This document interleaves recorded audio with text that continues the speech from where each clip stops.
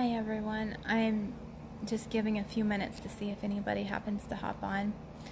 I have not ever done a live on my own page before, so this is a big first step for me and not something I really enjoy doing, but we will see if that changes in the future. So just waiting a couple minutes to see if anyone happens to jump on, and then we'll get started. I see you, Debs. Now there's somebody here.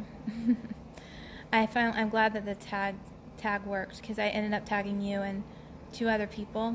It's really for everybody, but that was just to make sure somebody got on. So thanks for being here. I have a really awkward setup because I don't have the phone tripod right now, so I'm trying to prop it against my laptop, and it's not working very well, but it's gonna be fine. And there's fireworks going off outside, so I'm going to go ahead and get started.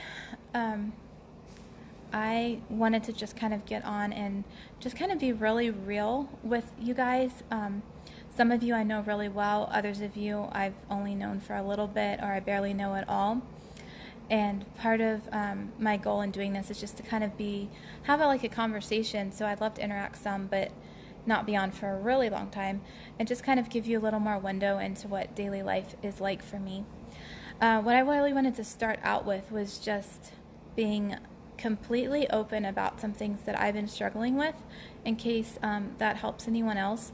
But honestly, I'm kind of doing it just out of obedience, and because I believe that if I'm more honest about these things, it's going to hopefully break something open for me, and maybe break some stuff off of me, because stuff has had too much of a hold on me for too long. So I deal with a lot of shame and a lot of self-hatred, to the point where I just really despise myself, and I don't know all the reasons for it. It's been a journey that has been there my whole life, but I've become really aware of it a lot over the last couple years, I'd say, especially. And just as you go through chronic illness, my journey with chronic illness has been at least over 20 years now. And most people know it being more like the past 12 to 13 years, because that's when I was the sickest and couldn't work anymore and all of that. And during that journey, there was a lot of loss, a lot of things that I used to be able to do I couldn't do anymore. And I think for somebody who likes to, feel productive and be able to do things, it makes you feel like you're not a real person if you can't produce. And I know that my identity is not found in what I get done, but it's more of like a head knowledge, and deep in my heart, I still think, I need to do things to be loved and accepted, or I need to look a certain way. And I just wanted to let you guys know, right up front, that a lot of the self-hatred I deal with is not wanting to be on camera. I don't want anyone to see me. I don't want to have pictures taken of myself. Over the past, let's say, 7 to 8 years especially, I've aged a lot quicker, to the point where I would look at myself and I'd be like, you're just a raisin. I mean, I wouldn't say these things out loud, but inside I'm thinking, you're like a raisin now. I've lost over half of my teeth enamel, and I've had a lot of staining and a lot of dental issues from taking iron supplementation and things like that. And because of all of that, and I haven't been able to wear makeup in 12 years, usually don't have the strength to do anything to myself or take care of my appearance, it makes me feel almost like no value, like less than nothing. And I will even find myself not smiling as much, because I don't want anyone to see my teeth, because they look like Halloween and all that kind of stuff. So I'm just being upfront and honest with you guys about some of the stuff I'm struggling with, because I wanted to just break that off and be just who I am, as I am on this journey right now, without covering anything up. I'm not going to share my whole life on here, but that's just something I wanted to say up front. And I do just thank you for your grace, and apologize for any repetitive talking right now. When I deal with a lot of brain fog and a lot of symptoms, it's like there's this loud noise going on in my body, and it's really hard, and I might get emotional on here too. It's really hard to talk above all that noise and pain. So my thoughts will be going in circles, and it's hard to get them focused and on track. So that is just the reality of what it's like. So okay, so that was the opening information I wanted to share with you guys. And then as far as just a little glimpse into health stuff and what things are like with that, I think there will definitely be different opinions out there. I know a lot of my friends are all about just trusting God with their struggles and suffering and trying to bring God glory, and other people are all about just, complete healing right now, and don't ever talk about the illness and just speak the truth all the time. And I'm somewhere in the middle. I really believe that God still heals today. I really believe that He has a healing plan for my life. I don't know His timeline. I don't know what it's going to look like, but He's brought me this far already. And I'm finding that it's kind of important at times to kind of speak about the facts of my story and my situation. So, like, being honest about the symptoms and the pain, but not letting them be my God, if that makes any sense. Like, saying there's still a higher truth above the facts of my situation. And as much as things hurt, there's still greater hope above all of that, and not to get stuck on them and dwell on them. So I'm going to be really honest and transparent about some of the symptoms I go through, just so that people understand a little bit better. And then day in and day out, my goal and my fight is to not be stuck on those symptoms, but to rise above them and think about and talk about other things. So hopefully that makes a little more sense. So, for those who don't know, I'm not going to share my whole story right now, but I've been battling illness for over 20 years. In 2000, I always have to stop and think. 2007, things started going downhill a lot faster. And by 2010, I was pretty much incapacitated, not driving anymore, not able to do anything much at all for myself. And then in 2011, I ended up in the hospital and was put on a feeding tube, and I weighed 65 pounds. At that point, the doctors told me to stop eating and drinking, and I was on feeding tubes and then a PICC line where they fed me through my veins for the next couple years. And then I got that out in 2014. So it's been a really intense journey, and I was in and out of the hospital a lot during those years. There was all kinds of labels I was given. I've been given over 100 labels that I try not to own or take on, because that's not who I am. But it's hard to remember that at times. That's not who I am. Out of those labels, some of the biggest ones that I've dealt with have been Lyme disease, toxic mold illness, multiple chemical sensitivity, gastroparesis, adrenal fatigue, and I could go on, but I'll leave it at that for now. So we don't really know, it's all kind of a perfect storm where it all goes together. So lately, especially over the past 7 to 8 years, the chemical sensitivities got so much more severe. And after I went to a special clinic at Children's Hospital for adults, actually, a mitochondrial clinic years ago, they told me that I had some genetic issues with my detox pathways, which means that I'm not able to detox chemicals and mold and smoke and things like that as easily as a normal person would. And so it's kind of been if you think about your body, your body's chemical toxin load as a bucket. Your bucket could be, a quarter full or a third full or halfway full, or it could be close to the top. And my bucket has been pretty much to the top for a long time. And the fuller it is, the more you're going to react when you're exposed to more toxins. So that's been a big issue for me. And then at the same time, when the body is fighting that, it's not detoxing properly, and it's getting overwhelmed by its exposures. Sorry, brain freeze. I'm just what am I saying? When that happens, your brain also, your limbic system can go into overdrive to protect you.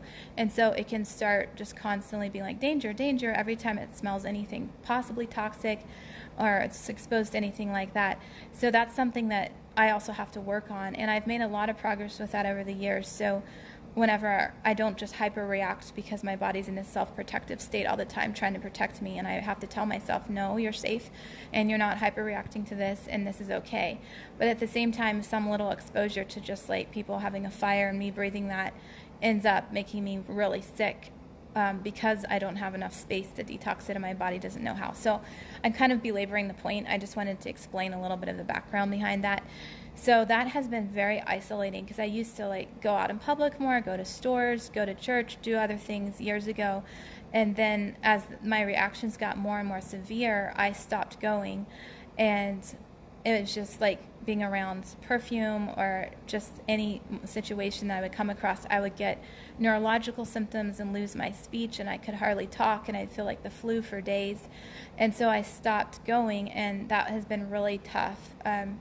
So lately, um, I've been like dealing with, like, I think I mentioned on my Facebook to you guys that our air conditioning unit broke down in my house a few weeks ago, and when that broke down, it filled the whole house with chemicals because the refrigerant leaked out, and it was this toxic refrigerant that was really old, and it made me so sick. And then, anyway, I'm not going to get into that. So that's just an example of, like, I feel like I have to be on guard all the time because there's always things that hit me really hard in my environment.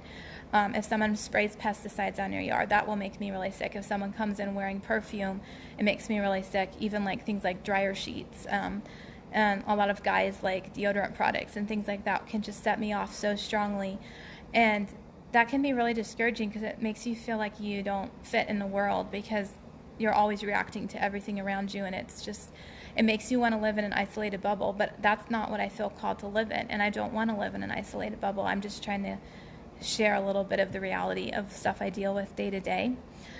At the same time, I also deal with a lot of food reactions, and so the praise report is that since I got my feeding tube out since I got the PICC line out back in 2014, I have been able to live off of machine, which has been a miracle, and that's a huge answered prayer.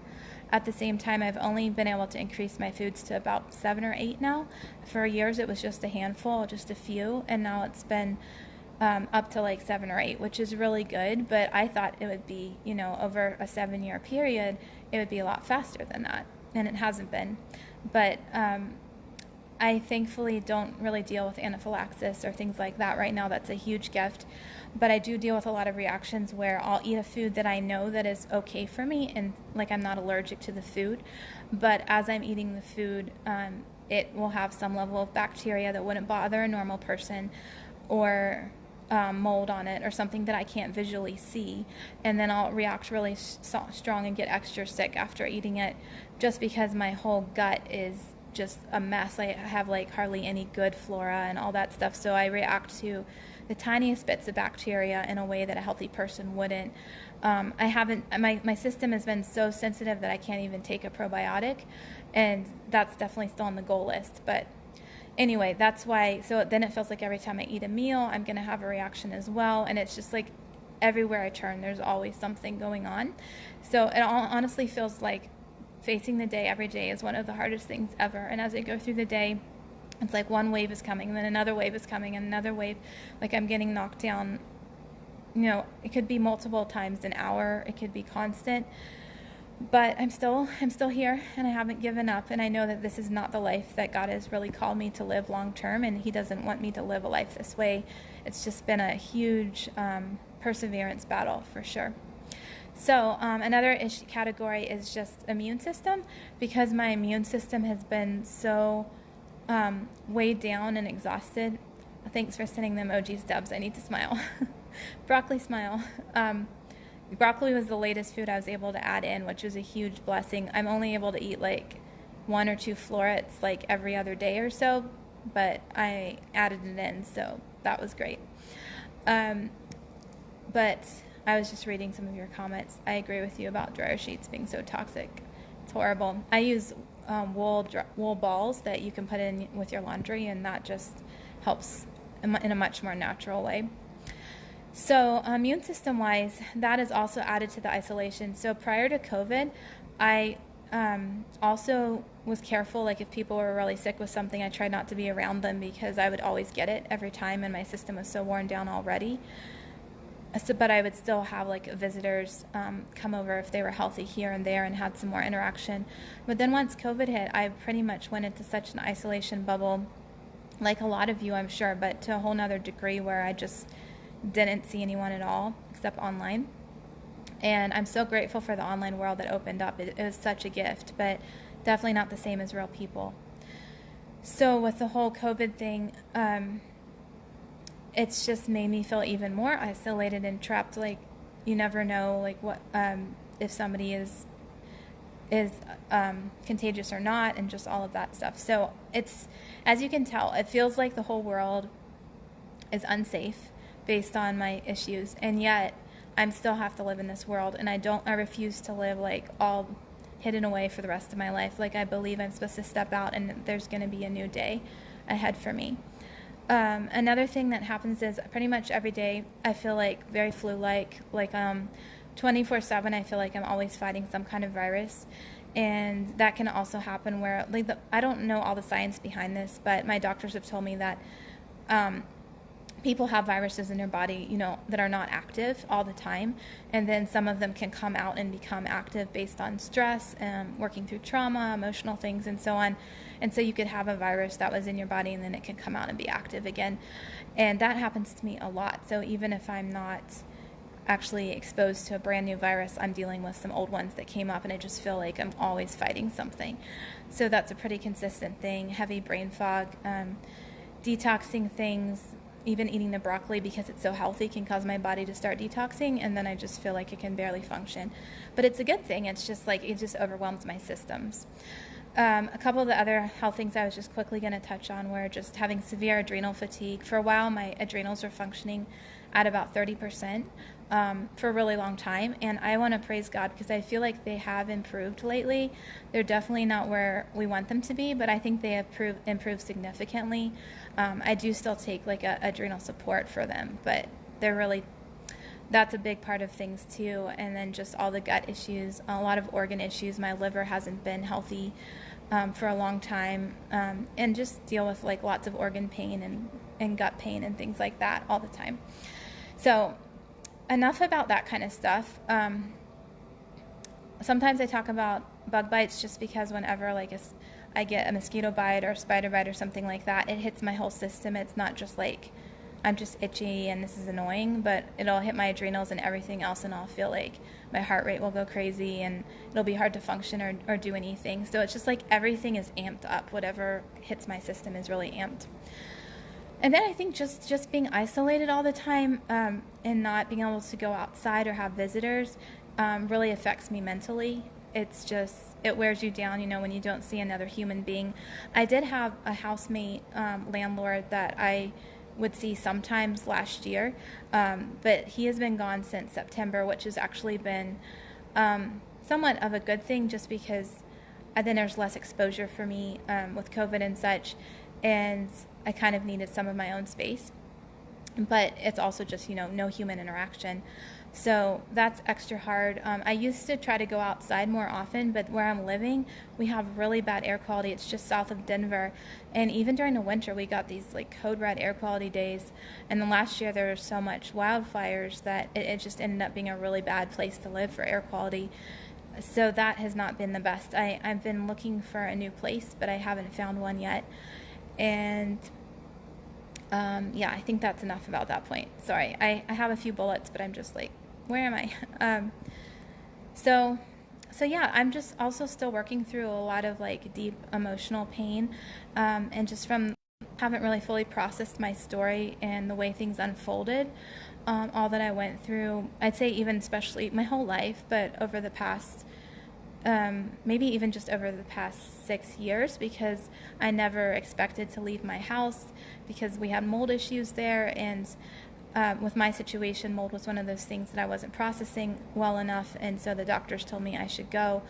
And I knew I had to, but at the same time, it was so like kind of out of the blue and dramatic that I never really processed just leaving behind like all my stuff and all my family and all of that kind of thing. And it was really a lot. And then moving so far across the country, and since I've been in Colorado, I think I've moved almost 20 times in the last 5 years. So there hasn't been much stability, which doesn't allow you to heal very quickly either. Thankfully, I've been in this house for a year and a half now, so that's been the most stability I've had in a while. And I'm believing that wherever I go next is going to be more of an anchoring place. So yeah, there's just a lot of stuff to process. I'm not going to get into all that now, but that impacts all the physical day in and day out stuff too. And when it comes to treatment, I have an amazing doctor in Kansas who has really helped me a lot since 2016 is when I first met him. And he's amazing, like I said. He's a great clinic there. And I used to go a couple times a year whenever I could fundraise for it. But I did get to go for the first time in 3 years last January. So not this January, last year January. So January 2020, and I got it in just in time before everything hit. So that was a huge help, but I haven't seen him in person since then. We'll do like some virtual appointments here and there, but it is just very expensive, and that's one of the toughest things I think with chronic illness is you go through like all the normal pathways of like I've been to Hopkins, I've been to Mayo Clinic, I've been to Georgetown and GW and like all over the place, Duke, and they don't really have the answers, and they can't fix you. Sometimes they can just keep you alive. And I've gone through all that stuff, and then you end up working with doctors who really want to get to the root issue. Hi, Sarah. Good to see you. Oh, thanks for skipping the insect emojis, Debs. I appreciate it. I really do. Thank you for that encouragement. So yeah, I've been on this path now where I'm so grateful because I've seen probably over 80 doctors, maybe like, or medical practitioners in my life. Not in my life, but like since I started this road. So like in the past 20 years. And you get to the point where you don't want to try anymore. And you're just like, I'm done with this. But then God's like, nope, I have someone else for you. And this person has a piece of the puzzle, or this person is going to help you. So I'm really confident in the doctor that is in my life, but it's very difficult to afford to cover that stuff. And oftentimes he'll give me a treatment protocol. It'll look great on paper, and it's probably all like right on. But then when I actually try to walk it out, I'll have so many reactions along the way, or just like I have to start so small that I actually will have to take like a toothpick size amount of the particular supplement. Like all the supplements that people are trying to take right now for their immune systems and to be strong and fight against COVID, like I can't take any of them because my system is just so sensitive. And it's like my goal to be able to take all those things, and I get really discouraged at times with how slow it feels like I'm just creeping along or going in circles, but I'm really just trying to hold my ground and inch forward a little bit. So anyway, oftentimes when I talk with a doctor and then I start implementing a treatment, I then like really need to go back and ask more questions or get more help because of the way that my body's reacting, but I can't because I don't have the financial resources to do it. So then I'm just kind of like persevering and muddling along until something works to do that. So it just feels so slow, but I'm so grateful. It's important to stop right now and be like, well, it feels so slow, but look behind you. Like, you used to not get out of a chair at all. You used to not be able to do anything for yourself. And now I can get out of a chair on my own. I can do my own dishes. I can cook, like very basic cooking that I do each day. Like all my meals have to be prepared fresh, and I just use the Instapot, which is a huge help. But I can do that. I can do some laundry. I limit my trips up and down the stairs, but I can get up and down if I have to. And yeah, do the basics. I might not be driving. I might not be having much capacity to do a bunch of lives like this or to have a lot of conversations or get the house cleaned, but I'm doing things I didn't used to do. So that is always something that I need to remember. Sorry, I'm just feeling a lot of head pressure, so it's hard to focus. So I think that's enough about the health stuff for now. I would like to transition and just kind of move forward and just say that regardless of all that I've been going through, like those are the facts about what I face every day. But the truth is that God has told me that he has more for me than just survival. And my life has just been like constant trying to survive all the time. And I know that he wants me to actually start flourishing and to be free of these things and be able to live on a whole nother level where I can give back and help other people and pour into their lives and just be more engaging with life. Like sometimes I will honestly break down at different points in the day, and I'll just cry and be like, God, I just want to live. I just want to live. Like, I just want to live. I'm so tired of not living. And I have to remind myself, like, you are still living, even though it doesn't feel like life. You're still alive. You're still breathing. And God does have more. So thank you, Sarah, for that comment. Butterflies have been speaking a lot to me lately. I look out the window and there's all these butterflies flying around. I'm just like, I want to be one of those butterflies. So I'll tell you guys a quick story before I wrap this up. Some people probably have heard this before, but last year the Lord was speaking to me about being in a cocoon and that I was going to come out and be a butterfly and I could fly and be free and healed and whole. So I was learning how to watercolor, just kind of playing around, and I painted a cocoon.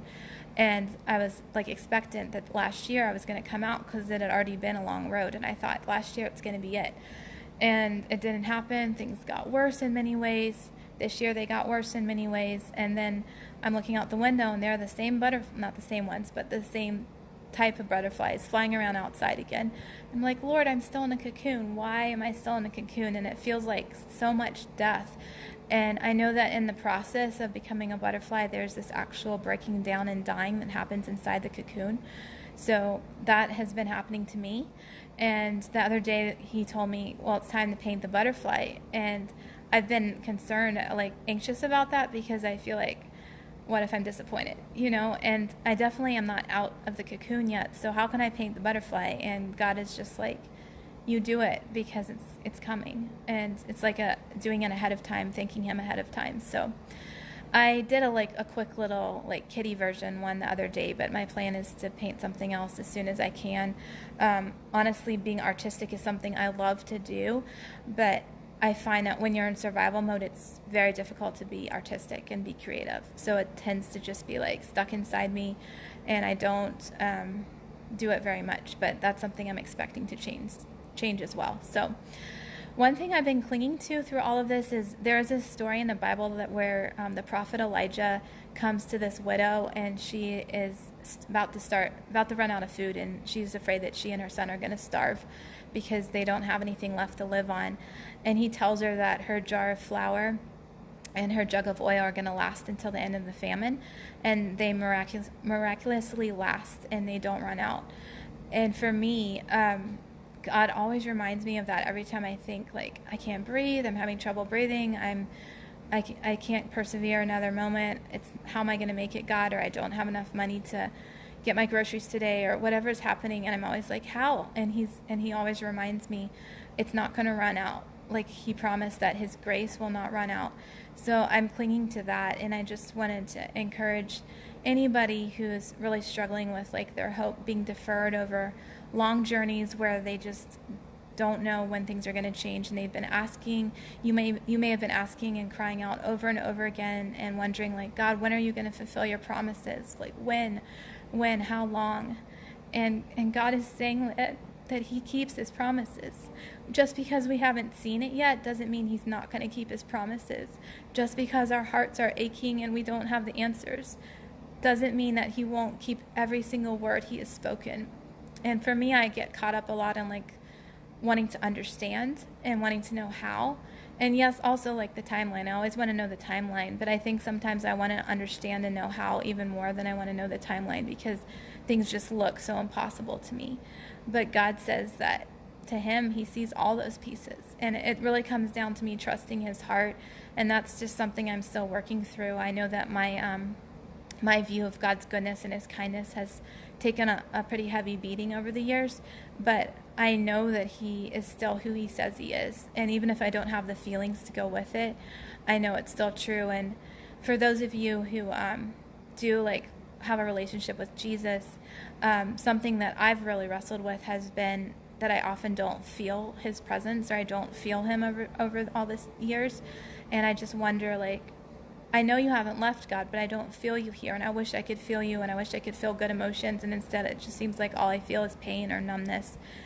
And yet God is teaching me that there's deeper roots that come through not having the feelings that I want to have, or not having the experiences that I see others having, and believing that there will come a time when he will give me more of that. But for now, he's building something deeper, and I have to trust him with that.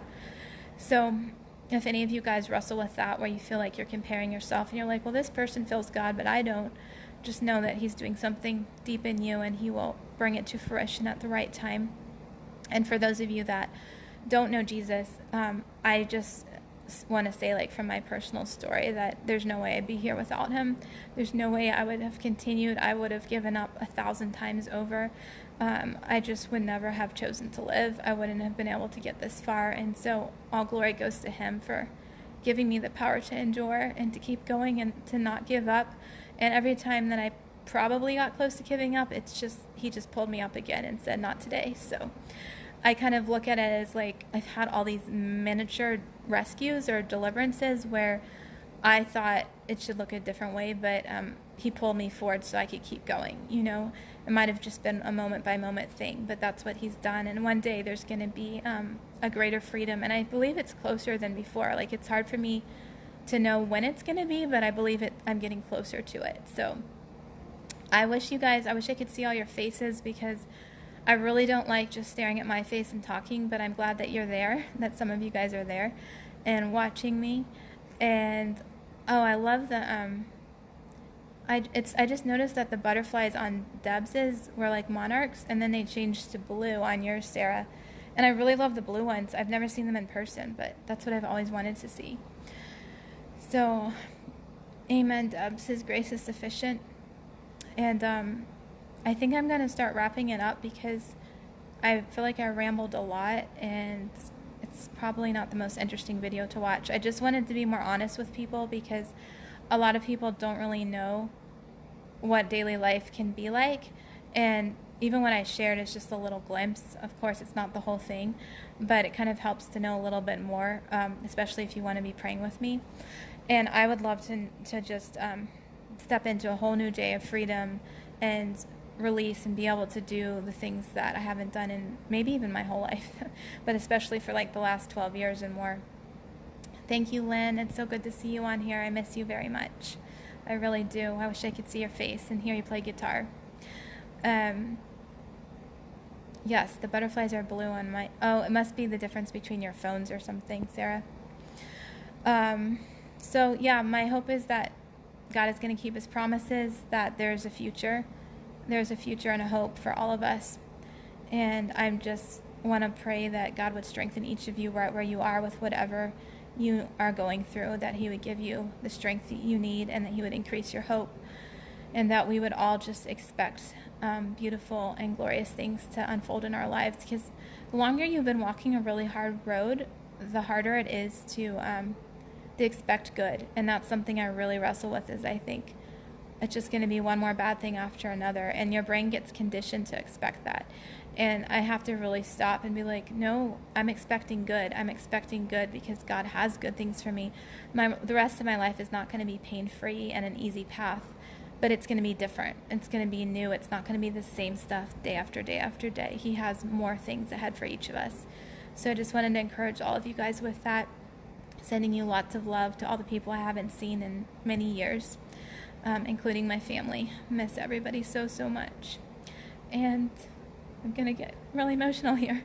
So anyways, I love you guys, and I feel like there's more I could say, but maybe this was just a step of faith for me to get on camera, because I don't like to, and just break off the things that were keeping me bound up. So thank you so much for being here, those of you that were here, and I love all of you. God bless your night.